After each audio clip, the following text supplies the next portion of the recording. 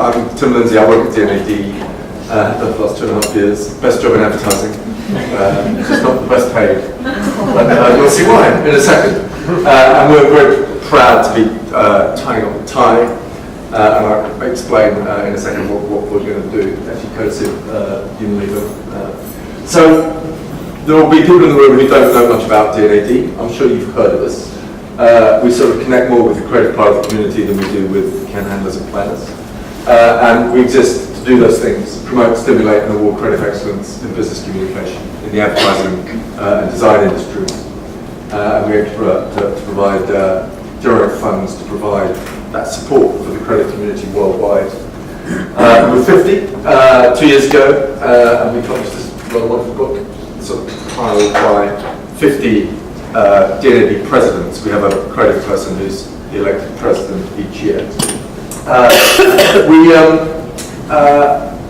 did other things. We've got an annual, which is a collection of the best work from around the world in advertising and design. We have an awards ceremony, which is on Thursday. Tickets still available. Which is a great night, actually. All the pencils given out, and it's a really good party. We've got a band called the Teddy Bears playing this year, who perform in teddy bear heads. I was home prepared by that time. The most important part of our calendar, and the thing we're best known for, is the awards, and it still accounts for a very large part of our income. For the last 8-9 years, it's happened at the Great Hall at Olympia. It's a really spectacular space, as you all know, and we gather together a lot of work, 20,000 entries, 12,000 pieces of work. That discrepancy is explained by some pieces of work being entered in multiple categories.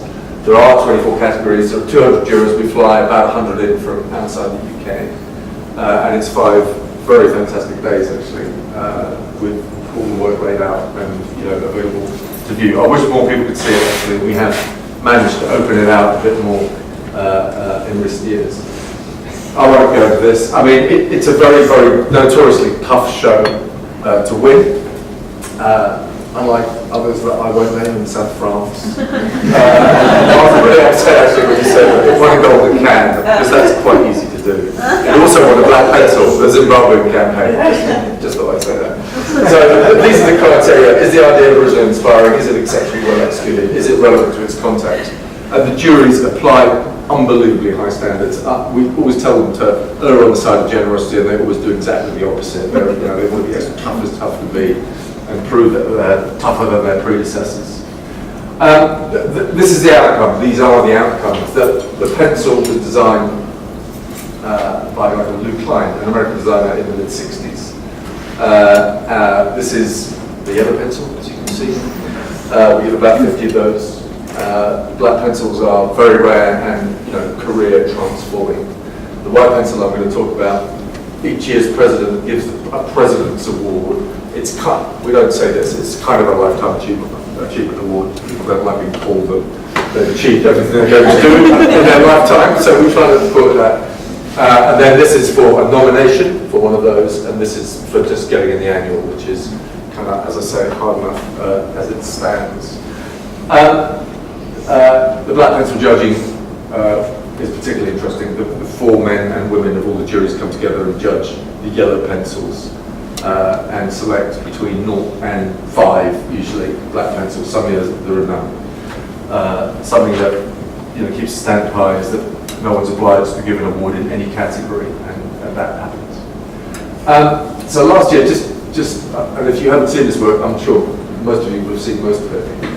One of the great things about being design and advertising is you get this very eclectic sort of selection of winners. And so Thomas Heatherwick's Olympic Cauldron one. The thing I like most about that is that the brief was for something as simple as it could possibly be, and he provided a sculpture with 330 moving parts, each one of which could have gone wrong. Meet Suit Humans, which personally I believe is one of the most powerful pieces of communication of the last 10 years. Gov.uk, the government website, which is, for those people who know about these things, a sort of classic of both website design and also writing. It's a really fantastic thing. Any government has done. And this one, everything. Don't waste a dime. probably the most rewarding campaign of all time. So this is where the money goes. Basically, we use the money we generate from our commercial operations, awards, membership, training, events, partnerships, to fund something called the New Blood program. And what that basically does is support creative people in creative education through their transition and then into the professional industries. So we put briefs into the teaching system, which the teachers use as teaching material. We run a student awards, which is the best thing we do, fantastic enthusiasm, and it's a really good party in a small church in Clerkenwell, in Shoreditch. We run a thing for the student pencil winners called Graduate Academy, New Blood Academy, which puts around 50 of them through a really intensive kind of exposure to the industry, and all of them go on, pretty much all of them go on to get properly paid internships or placements, and they all go on to get jobs. And then we support creative people in the first 2 or 3 years in the industry. That's the New Blood program. At the moment, it happens mainly in the UK, but has an international participation. About 30% of the participants are non-UK citizens, and we're seeking to internationalise it. So this year we're taking it to India and Brazil, because we're sort of there for the worldwide community. It's been redacted, this slide, I don't understand why. Anyway,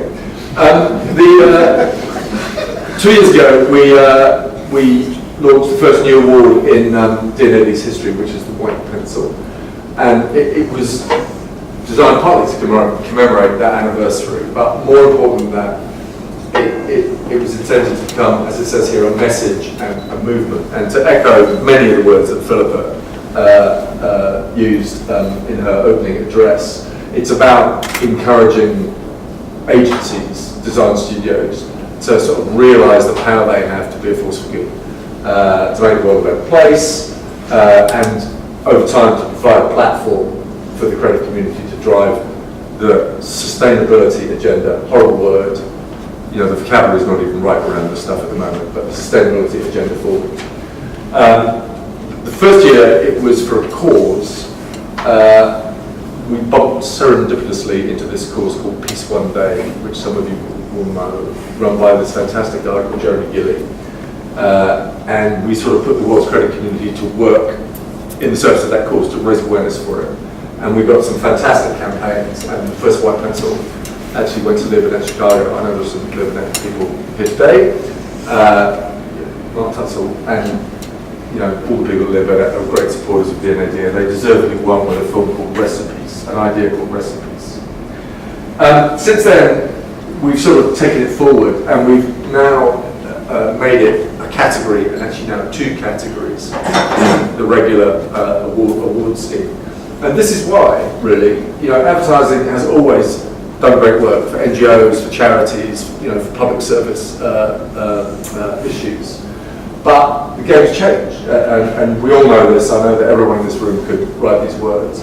But the corporate social responsibility agenda is now part of the mainstream marketing agenda. So Unilever's, you know, growth plan is called the Plan for Sustainable Living. People increasingly shun companies that do evil.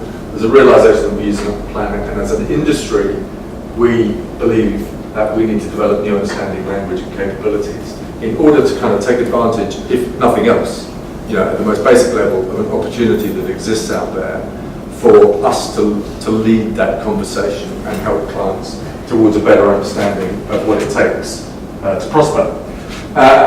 This very inspirational guy is right out there in the sort of vanguard of all this. Paul Pullman came from Nestle, became CEO of Unilever around 5 years ago, and immediately adopted this very, very radical stance. And I think most of his sort of fellow CEOs in the FTSE 100 thought he hoped actually that he'd fail and go away. But he hasn't, and he didn't fail and he hasn't gone away. And his basic argument is that business has to save the world because no one else is going to. Governments are either too inert or too bound up with vested corporate interests, or too fighting for, in the case of our government, fighting to survive through the next election, and not really interested in proper issues and proper government. Shows where I stand. And And Pullman has, through this 5-year period, been messianic about this mission, and slowly, probably too slowly, as far as he's concerned, has started to put the wheels in motion in Unilever. And it's, they've got 7,000 marketing people. Not all of them agree with him, by the way. And slowly but surely, he's beginning to get some traction. And he, I'm delighted to say, sponsored the White Pencil. They give us quite a lot of money. They have one over a 3-year period, which in turn allows us to do interesting things with people like Philip and Ty. Another initiative from D&AD, this is really focused on this development of language capabilities processes, because in the end that's what it comes down to. I personally believe that the real challenges are strategic ones rather than creative ones. That actually, if we can find a way of unlocking brand purposes and making that that agenda intersect with the commercial agenda, so that doing the right thing is actually the right thing to do, that's the sweet spot in all this. But at the D&AD Awards, we had a hut. We said, don't sit on the fence. See what we did that. And we interviewed people who were judging the D&AD Awards and asked these questions. What does it mean to you? Is it something people are talking about? Are you concerned by the apparent lack of action? Do you think about the role the creative industries can play, and so on? We made a little film, which is about to go out here, and the results are both sort of partly depressing and partly encouraging. I mean, there hasn't been much action, and I think that's mainly due to the fact that agencies are very much under the cosh. That people work twice as hard for half the money versus when I was in the business, back in the day. And the thing that goes to the wall in those circumstances is the, in old money, the R&D budget. There's not a lot of money to experiment with stuff, and the degree to which agencies come forward with initiatives. Here's some new thinking, here's some new stuff that we think we'd like to try out. I think that's diminished, and that's a consequence of procurement confusing value and cost. So these are some of the places to go. I'm just going to play one film. I hope it plays. Which was, I can't tell you what one pencil this year because it's all revealed on Thursday, but it's made one pencil. And it's a very controversial piece of work. It actually isn't in that intersection between sustainability and commerce, but it's still a very, very interesting use of our skills to address a very pressing issue. My name is Sweetie. I'm 10 years old. I live in the Philippines. Every day I have to sit in front of the webcam and talk to men, just like tens of thousands of other kids. The men ask me to take off my clothes. They play with themselves. They want me to play with myself. As soon as I go online, they come to me. 10, 100, every hour. But what they don't know, I'm not real. I'm a computer model, made piece by piece to track down these men who do this. Webcam child sex tourism is a new phenomenon that's spreading like an epidemic. Men from rich countries pay children in poor countries to perform sexual acts in front of webcams. These crimes happen tens of thousands of times each day. The UN and the FBI estimate that 750,000 pedophiles are online at any given moment. We estimate that tens of thousands of kids, some of them only 6 years old, are abused behind cams in the Philippines alone. But instead of hundreds of thousands of convictions, we could only find 6 men who have ever been charged. Our solution? Proactive policing. To stop predators, we need to patrol the websites where they commit these crimes and catch them in the act. We went undercover posing as a 10-year-old Filipino girl on public chat rooms. Sweetie is a computer model we created to look and move like a real girl. I'm not real. Men think she's sitting in front of a webcam in the Philippines, but actually, we were operating her from a warehouse in the capital of the Netherlands. In just 10 weeks, we identified 1,000 predators from 71 countries. To raise global awareness and to pressure governments to act, we invited the world press to The Hague for one of the biggest child sex abuse cases in recent history. Instantly, Sweetie became world news. This is Webcam sex tourism. The names of 46 Australians have been handed to international police. Investigators tracked down their addresses and photos and handed them over to Interpol. She is the weapon against online sex tourism. Para ver a menores en situaciones sexuales. Tens of thousands. Duizend mannen worden ontmaskerd. Of course, very happy for citizens that they have made this case. I'll stop it there because it got an enormous amount of worldwide publicity. And in the Black Pencil jury, that's obviously one of the yellow pencil, it really split down the middle. Some people thought it was online vigilantism, and other people thought it was a fantastic use of a very original idea and some very clever comms thinking. I'm not going to go through these because